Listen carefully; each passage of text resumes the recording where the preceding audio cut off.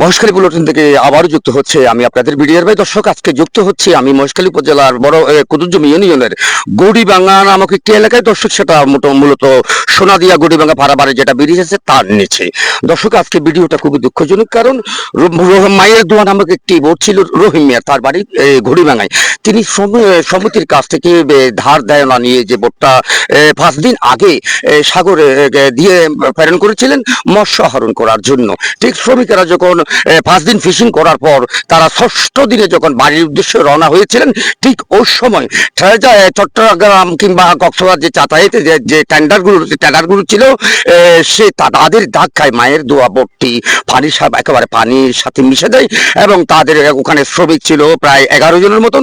সেখানে মাঝি আবু তাহের এবং ড্রাইভার সালাল মিয়া খুবই আহত হয়েছেন এবং স্থানীয় অনেক বোর্ডে এগিয়ে আসলে স্থানীয় বোর্ডের সার্বিক সহযোগিতায় তারা গড়িবাঙ্গা খাল এই পর্যন্ত পৌঁছে গেছেন। এখনো পর্যন্ত আমরা একটু জুম দিয়ে যে ভিডিওটা দেখাবো, সেটা হচ্ছে গড়িবাঙ্গার যে ব্রিজটা আছে তার নিচে কিন্তু বোটটা পড়ে আছে। দর্শক, সে কতবাগার শ্রমিকদের আমি পেয়েছি, তারা একে একে সব বর্ণনা দেবেন। আমি প্রথমে যাচ্ছি একজন শ্রমিকের কাছে। ওনার নাম কিনা? মোহাম্মদ রুবেল। ওনার তো 7 দিয়ে 5 দিন ওয়ান এই যে মায়ের দোয়া বুটি আর রহিমের বর্ণার বদ্দা তো রহিম মিয়া, এই মায়ের দোয়া বুটি আর ওনারা 5 দিন আগে দুর্গ গেলেন, জাল মার গেলেন দা আড়ার এবং বরকি মার গেলেন। এখন আজ সকালে 7:30টার সময় যে ওনারা যে জ্ঞান টাইমটা লাগবে ওনার বরকি, এই সময় আসলে ওনারা বর্তমানে হলো ঢুকাই দিয়ে দেয়। ওই ট্যাঙ্কার ঢুকে দিচ্ছে আমার, মানে পড়লে বলছে আধা ঘন্টার সময় তো মানে চলে যেতে বলছে। তারপরে আমার আধা ঘন্টা মানে আবার ঘুরি এসে আমার বুট্টোর গলা দিছে। মানে ওনারা আধা ঘন্টা মতো শুরু দিতে হইয়ে আবার যখন আধা ঘন্টা পর ওনারা যখন অতিরিক্ত বরকি দরকি আসছিলেন তুলতে লাগবেন, তখন আবার আবার মারি দিছে। আমার আধা ঘন্টা হয়নি তো ওনারা তখন ওরা আছে 10 মিনিট কইছে। আমরা বুড়ো আছিলাম তখন ওনারা পানি তুলে গিয়ে তারপরে বুট ঢুকে দিছে, মানে সবগুলো পড়ে গেছে। অনস্ত্র বিন্নি কি জি জি জি একাই নইলি এটা মনে করেন আর সারা মারি টাইনতে গেলাম। টাইনতে যাই তোর মতো ট্যাঙ্কাটা আসছে। ট্যাঙ্কার আইয়ারে আর আধা ঘন্টা সময় দিয়ে তো আধা ঘন্টা সময় এখন আর তো সারা মারি 5টার পরে তারপর আর একটা তুললি। ইয়ার পরে ওই টাঙ্গা আইয়ারে তোর মাথায় আর ডাকবার দিই ঢুকা দেওয়ার পরে একদম আর বগুম মানে ফানি মারে পড়ে গেলাম।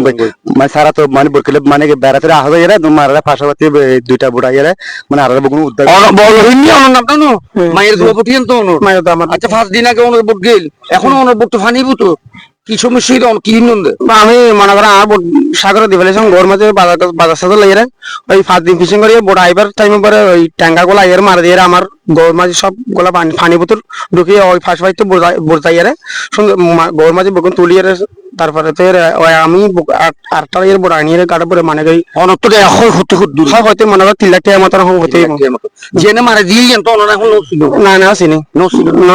দর্শক, আমরা শ্রমিক এবং মালিকের সাথে কথা বলেছি।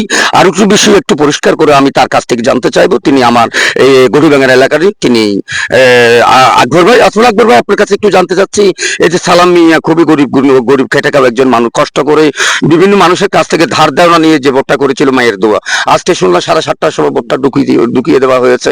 এখন তিনি মানবতার জীবনযাপন করতেছেন এবং 2জন বর্তমানে হাসপাতাল আছে, ড্রাইভার এবং মাঝি। আসলে এই যে বিশাল ক্ষয়ক্ষতিটা হয়ে গেল, এটা কিভাবে পোষানো সম্ভব? বড় বড় ব্যবসা করি তারা আজ ইতুনিতে 5 দিন আগে আর তুমি বরফ টরক লই বাজার টাজার লই সাগরত গিয়ে হঠাৎ আজিয়ে এই 6 দিনের মাথাত এত না আরেকখানে বড় ফোন করে দে তোরা বরফ দিয়ে যে বটিয়েন এখন বার এটা মানুষ বগুন সারা সিট হয়ে গিয়ে তাইলে আরো বোট আসছিল গুরুগারা বোটিং বেগিনারে 8-2 যায় 16-18 বিএম মারে বরফগার ভর্তি মারে ইতারে যেভাবে ঘন্টা 2 ঘন্টা বাইয়ে বলে বহনের পরে তারা তুলি লই বোটের দোষ টানি লই এসছে।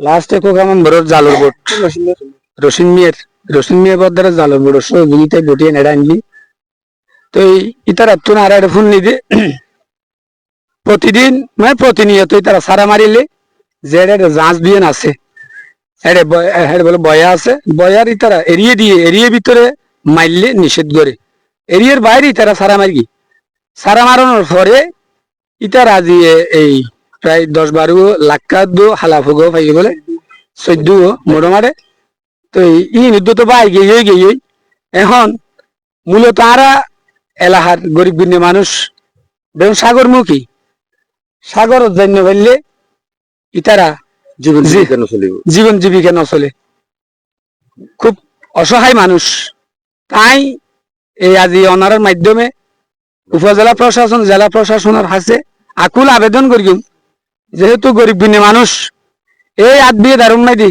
ছোট ছাড়ো বললে তারা দুগ্ধান্দা করি পরিবার পরিজনের মানে লেখাপড়া হইতে শুরু করি পরিজনের এই মানে আয় রোজগারের একমাত্র ইতারার উফাইল দিয়ে তো আজি যেহেতু এই ধরনের একখান মর্মান্তিক ঘটনা যে সকাল 7:30 যে মানে এই এত ধরনের একটা দুর্ঘটনা করি যদি হয়তো রাইতর মার্কেটে কি এই ট্যাঙ্গার মানে এর দুইজন জাহাজ আছে এর আর দুইজন তিন ট্যাঙ্গার আছে ডিউটি করে। হ্যাঁ ট্যাঙ্গার ডিউটি করে তিতার আরে হই তার আইন গেলিব হতা এভাবে যে নির্যাতন আই এলাহাবাসীর পক্ষতুন সরকারি কর্মকর্তা মহোদয়ের হাসা আকুল আবেদন করি কারণ গরিব গুণী মানুষ আজি তার মাছ গিয়ে প্রায় 1.5 লক্ষ টাকা মতো এবং বোট সহ যা সরঞ্জাম ইতারা বাই ফুরিয়ে এসছি প্রায় 3 লক্ষ টাকার অধিক ইতার ক্ষতিপূরণ হই তো এই বিচার গান আই উপজেলা প্রশাসন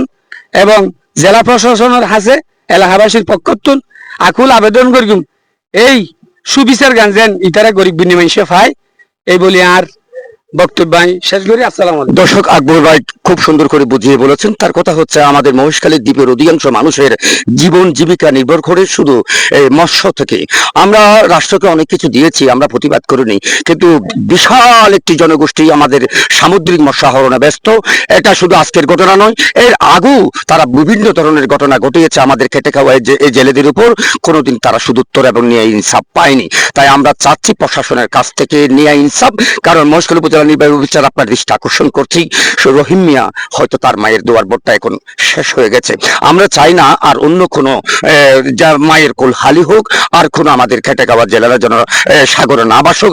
সে বিষয়ে আপনি অতি দ্রুত গতিতে অন্তত যে ঘটনাটা যেখানে ঘটিয়েছেন, যে কর্তৃপক্ষ তার দায়ভার গ্রহণ করবে, দ্রুত গতিতে তার বিরুদ্ধে যেন একটা আইনি ব্যবস্থা হয় এবং সোনামিয়ার বোর্ডটা এবং যে পরিমাণ ক্ষতিগ্রস্ত হয়েছে তিনি যখন সেই ন্যায় ইনসাফ পায়। আল্লাহ হাফেজ।